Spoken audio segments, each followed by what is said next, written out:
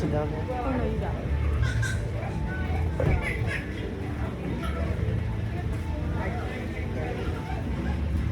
To Moe Story Time.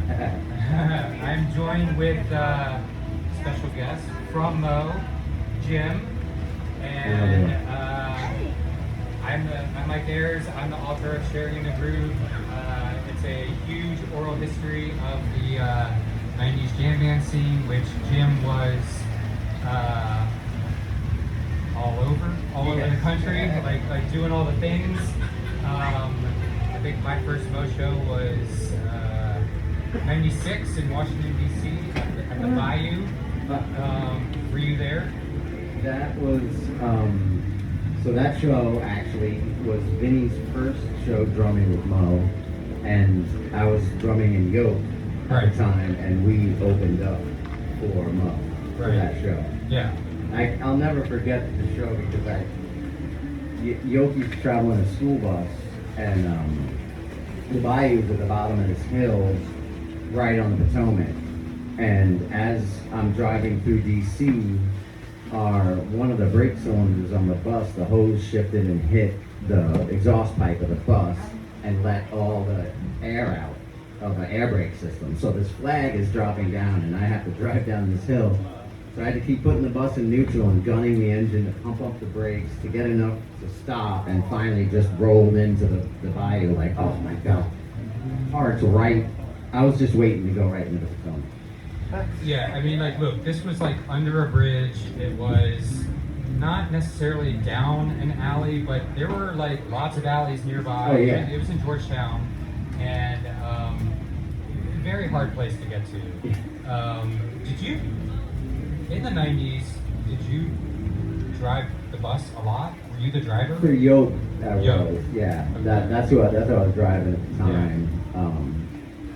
So kind of what happened was I quit drinking for a little while, so all of a sudden I became the designated driver. I was also only one of two people who knew how to drive a stick shift, so it was all on me. It was all on you. Yeah. So after shows, loadout would happen, and you're probably exhausted. It's probably 2 a.m. Is your timeline like, I can do 2 hours, I can do 3 hours to the next city? Yeah, kind of. Like I just drove as close as we could get to wherever we were headed next. Yeah. And again, that night was the Yoke sound guy ended up getting really drunk, and he fell down the stairs in the bayou. So they kicked him out of the venue for being too drunk. And this is our sound guy. So he tried to do the right thing and bring the bus around for us to load up. But he was hammered, so the bus is just creeping towards the river. And then someone comes running in, screaming at me, like, you gotta come out, he's gonna do it. And I had to go out and like just barely get the bus back over the hill and back it around to be able to load out. It was a night. So a lot of people have talked to me about this book, and friends of mine are like, man, wasn't the 90s the Wild West? And I do remember in the 90s, we would be like, wasn't the 60s the Wild West? But, you know, as of today, sure, yes, it was the Wild West. But, you know, talking to the guys in Moe for this book and listening to their origin story, you know, knowing about the first moe.downs, knowing about this festival, literally that we're at right now, there was a very big DIY aspect about it. And, you know, I'd love to hear your memories about, you know, the early days of like booking frats and booking clubs and like, you know, just getting out on the road in the early days as like a very DIY band. So back then there was no, I mean, when we first started there was no email and anything like that. So, you know, we had to make these press kits and just basically send them out to any club or bar that we could to try to get gigs doing that. And then one of the other big things that we did, and this isn't just specific to jam bands, I think every genre of music back then did it, was he found another band in another city. and you swap gigs with them. So we'll come play open for you in your hometown, and you come over for us in our hometown. And on Thursday, I was watching the Omnis Seapods on the side stage and realized, thank you, sir, that they were the first band we started doing that. They were in Oswego at the time, and I don't know how we got in touch with them or whatever, but we started swapping shows with those guys, and then it just became a thing. So, and man, there were so many bands back then just out on the road. That's all you could do. Nobody's selling records or merch or anything like that. It was all live shows. So there was this huge network of all these jam bands in the Northeast. And it was like before they were calling jam bands. Right. You know, so it was bands. yeah, it was just bands. And it was every kind of either ska bands, funk bands, rock bands, you know, jam bands, like all these different types of bands. And that's all we would do is drive all over the East Coast swapping gigs with all these different bands. And it was awesome to meet all these people and become friends with all these people. Like tons of these guys I still talk to today, you know, for the last 35 years. Was it hard to convince club owners to give you a gig outside of Buffalo? Yeah. There was a, you know, in every city, especially like in that kind of northeast area along I-90, you know, we used to call it the Rust Belt, from Buffalo, Rochester, Syracuse, all the college towns in those areas. There was always one club that was willing to just book a band I never heard of. But the thing was, it was like, hey, you'll play for the door. So you show up and like just hope like at least 10 people came in, so you had gas money. Right, $50. Yeah, that was it. Like a sandwich and gas money, and then that was what was considered a good gig. Right. Some stories that I heard when I was doing this book that I knew because I went to college that my own college was doing this, but I had no idea this was so widespread. Was a lot of these bands could survive because you know they get the $50 gig, but then fraternities had a lot of money and they wanted to book bands for parties, and you know you could drive 3 hours and get $5,000, and that could float everybody for a month or two. Oh yeah. Yeah. $5,000 is like 3 months, man. You stretch that out. Right. But that, so fraternity gigs and just college gigs, like gigs that were put on by the student union or whatever like that. But those, man, you do not turn them down back then. It was like, yes, we'll do it. I don't care where we're driving from. I don't care what time it is, whatever. We'll do it. Because those were like the money gigs back then. And there was a handful of fraternities that we kind of worked with for those. One, I think 8 High maybe, which was in Rutgers, and they had us play a handful of shows with them in basements and backyards, and then finally they like had a kind of festival that they rented, a fairground type thing with a big stage, and that was Yoke and Moe played that. There was a fraternity in Geneseo that I can't remember the names, and we used to play there all the time. They had a festival called Fly Day. We go and do that, and but that was outside of club gigs, those were where like you said, you could get a good paycheck, and that would take you through a month, whatever it was. Right. And the college crowd, they're so geeky, like they're all taping things. Yeah. And I remember like early '97, I had like really insanely great sounding Moe tapes from Slippery Rock University in PA from November '96, and they're on archive now. But so it was like also plugging into this network where the bands were extremely motivated to share things as wide as possible. Oh, yeah. Like 100%.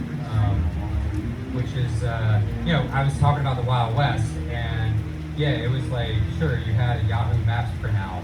But you also had these fans that were so passionate about their bands and wanted to spread it. Yeah. And it led to arguably it led to record labels for a lot of people because they were seeing fans line up for these bands outside clubs in major cities that had nothing. They had some self-release albums. Pretty much. A lot of our early exposure came from the whole tape trading thing. So,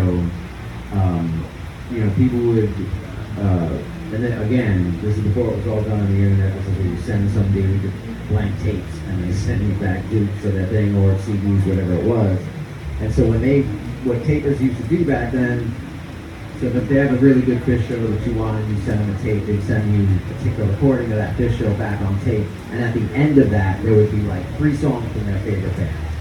So we would get added to these like Fish shows or Grateful Dead shows that were being taped, and people heard these 2 songs or whatever that were included. And so they're I gotta check these guys out the next time they're in town. Yeah. And so sometimes we'd show up to places and be like, oh my God, there's people.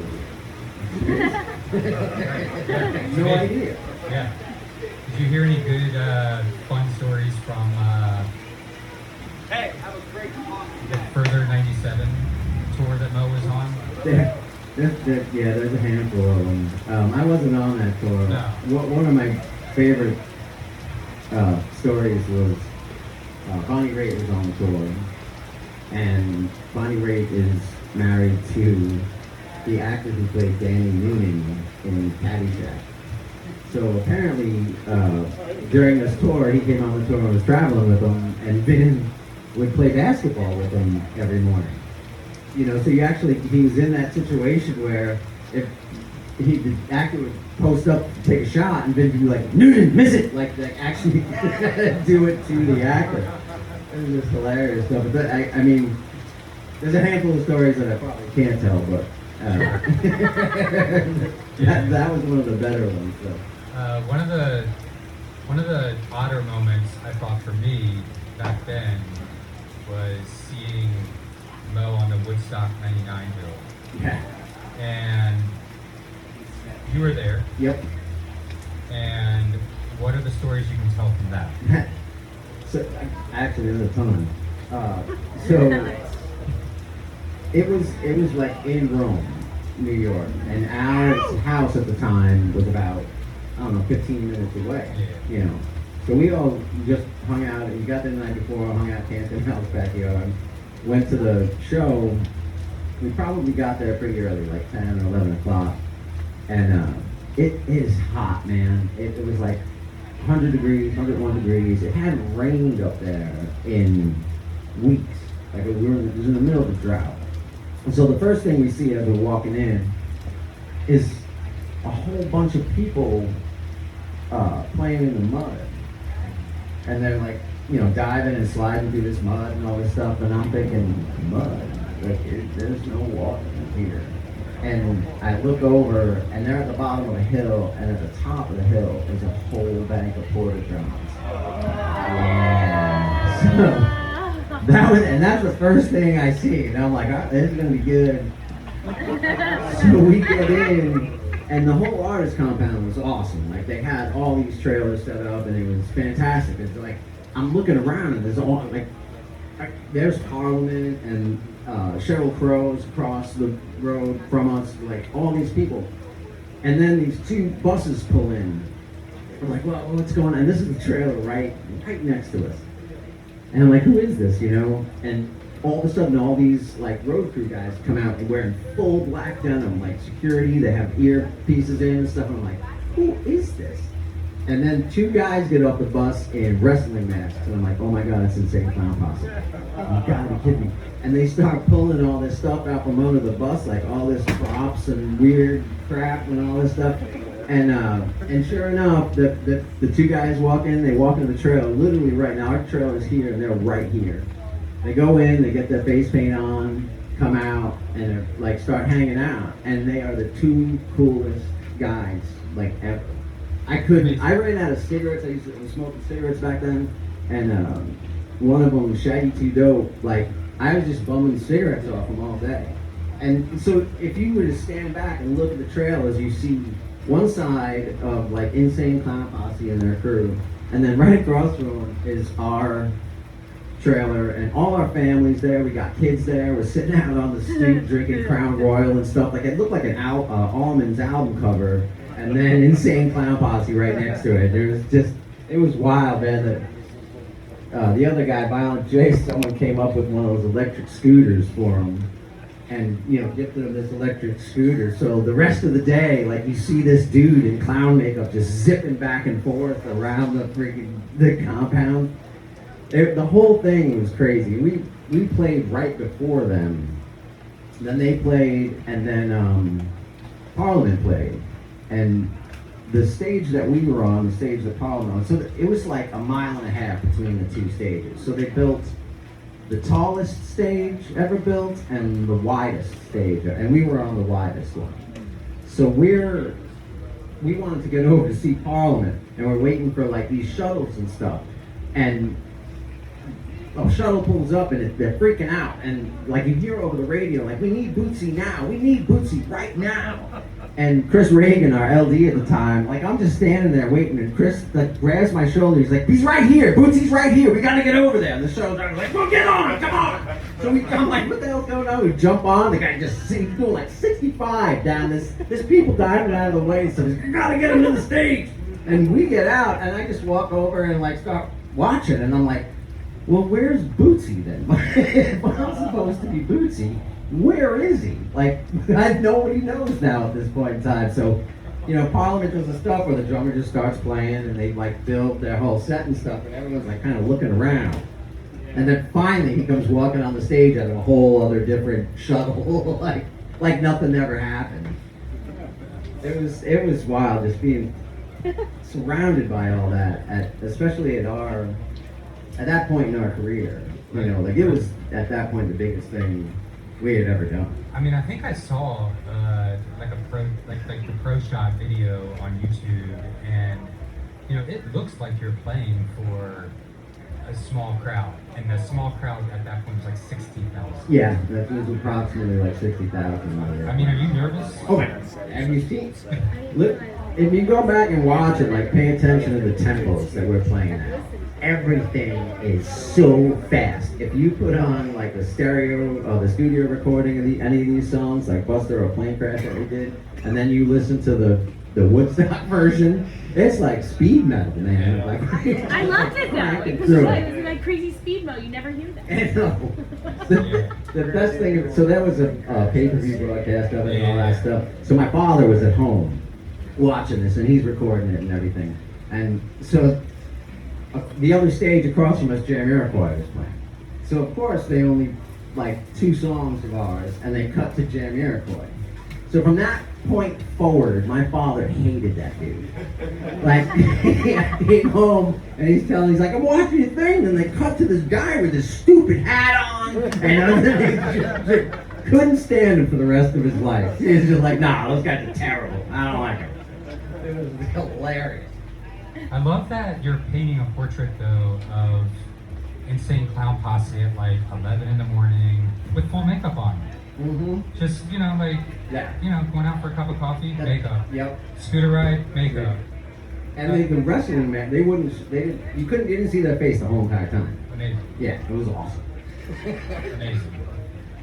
I wanted to kick back real quick to more of like a heady question about the early days and what you think you guys were doing different that people latched on to. We're talking like 92, 93, 94, like playing a lot on the grind, which certainly you get really good, but you have to carve a path, Yeah, oh yeah.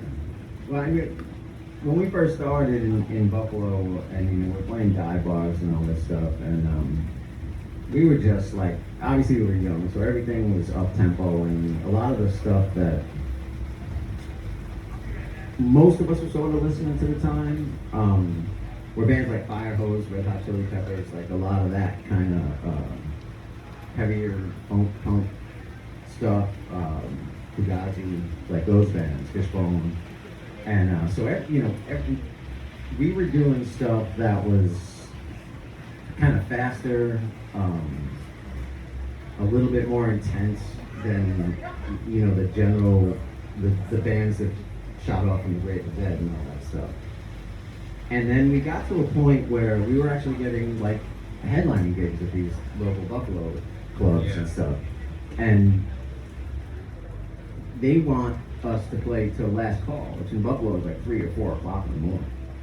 So we had like 6 songs, 7 songs. So how do you do that? Well, you just let the guitar players go.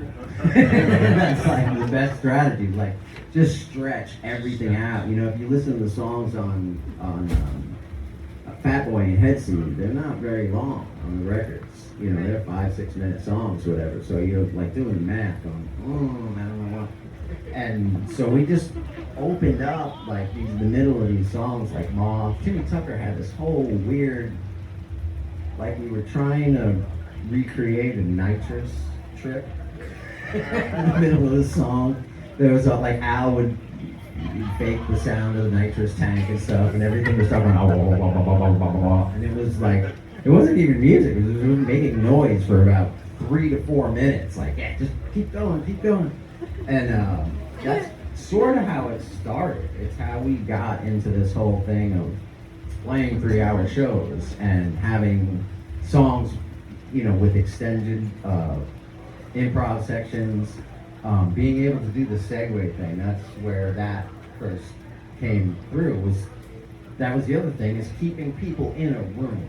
Like, sometimes it's really difficult, you know, and if you stop and start tuning and like lighting a cigarette, having a drink, and you pick your head up, 50 people just walked out. You're like, what happened? So don't stop. Just keep fucking going, and we'll get through this, and everybody will stay in there, hopefully. Did you all have any theories about, like, you know, writing songs that were, for lack of better description, a little bit more complicated than what was out there, but at the same time, it's, you know, lyrics are fun, and, you know, things are like, there's a fun, spunky attitude. I don't know. It might have been a delicate balance. Maybe it wasn't.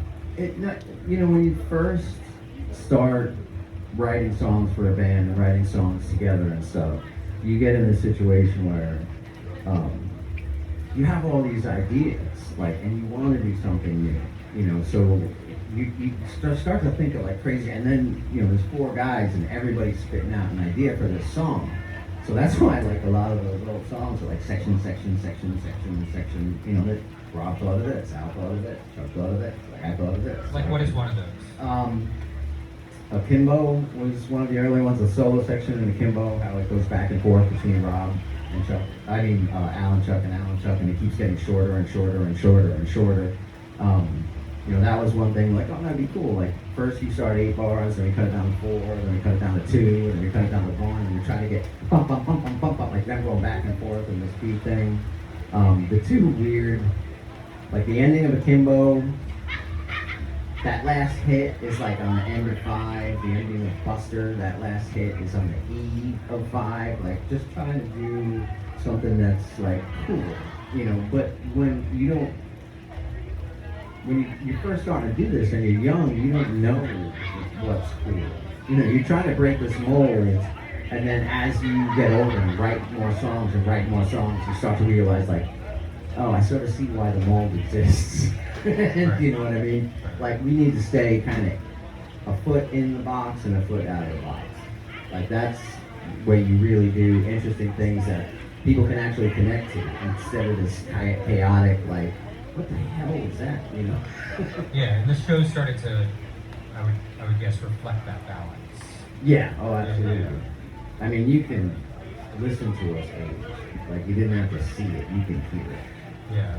Are there things that you all were doing in the studio or on stage, like 25, 26 years ago, you know, 2000, 2001, that you're still seeing, like, rear its head these days? The live thing, so the Conch and Wormwood, for both of those records, the Conch more so than Wormwood, we recorded a large majority of it live. And that wasn't necessarily the new thing. The new thing was we only did it from like 4 shows. We took it into the studio after that, edited stuff between all the different shows, and then overdubbed, vocals, guitar solos, stuff like that after we had kind of built structure from the live recordings. It was more along the lines of stuff that Frank Zappa had done, back in the 70s, 80s. And like I said, bands have done it before. Like all the Rush live albums are like accumulation of a tour. They pick the best songs and stuff. But what we did was pick like this part of this song from this show sounds great, and if we can sync it up with this part of the song from this show, then that'll actually work. And then stitch it all together and then record over the top of it once we get in the studio. So were you all listening back to live shows just incessantly? Yes. For those 2 records, we had to pick,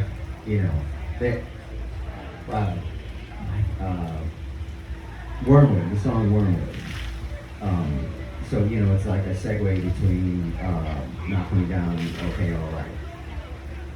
One of the live shows, my part was like dead perfect, except I had 2 tambourine hits with my foot that were just a little bit messed up. And Bill Evans, who was engineering and helping us record this thing, it drove him crazy.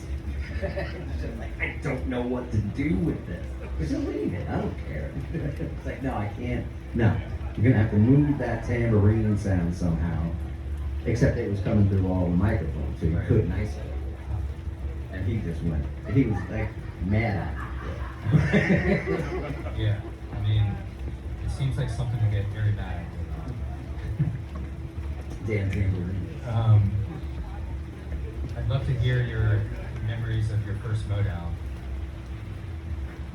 The first moe.down was crazy. I mean, we didn't know what we were doing at all. We just had the idea, we should have a festival. Like, sure. Yeah, because, it's easy.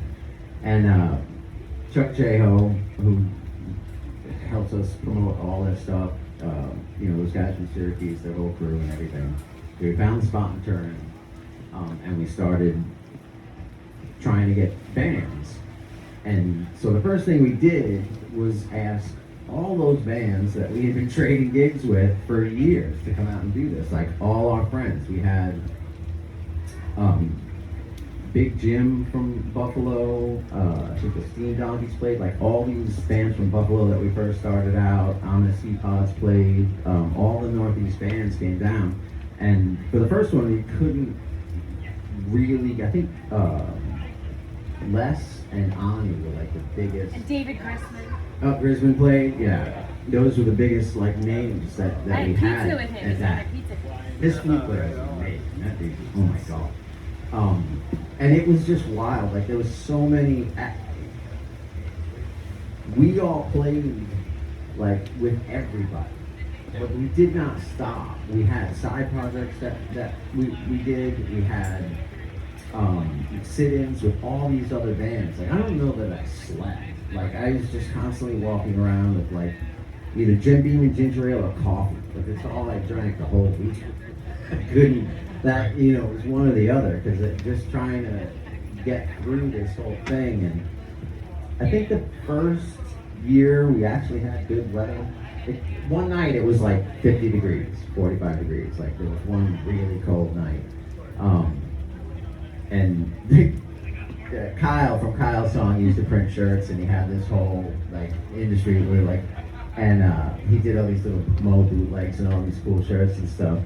And that night he sold out of everything because nobody bought anything warm. No one was thinking about it. It's like all his hoodies gone, all the t-shirts, anything with long sleeves gone. All these people drove up from the south. My wife came up and she was like, I had no idea it got this cold up here. Like, yeah, this is not Georgia, man. This is a whole other world up here. You don't know what's gonna happen. So yeah, everything sold out of his stuff. He was so happy. We were like, dude, it was cold though. I was like, yeah, but sold everything. And that was it was the biggest DIY thing we had done up to that point. We did, you know, like we had just known Chubby as a local promoter forever. So between him and Topper, they did all the legwork, got everything done. The infrastructure, the pirate crew from Syracuse did everything. Like, it was crazy. Amazing. Thank God we pulled that one off, because then we were able to do more. 100%. Jim, thank you so much. This has been awesome. Thanks for coming to story time during the rain. We appreciate it. I have some books for sale. The paperback comes out on Tuesday, $20. Hardback has been out for a year this month, and it's $25. And I can sign them. I can just give them to you for money. And that's about it. But thank you so much. I hope you all have a great rest of the day. And Definitely check out the book. There's a lot of really cool quotes and stuff in there. It's really good. It's very fun, and the Mo guys were extremely gracious, and there's a lot of amazing lore that gets revealed. So thank you so much. Thank you. Yeah.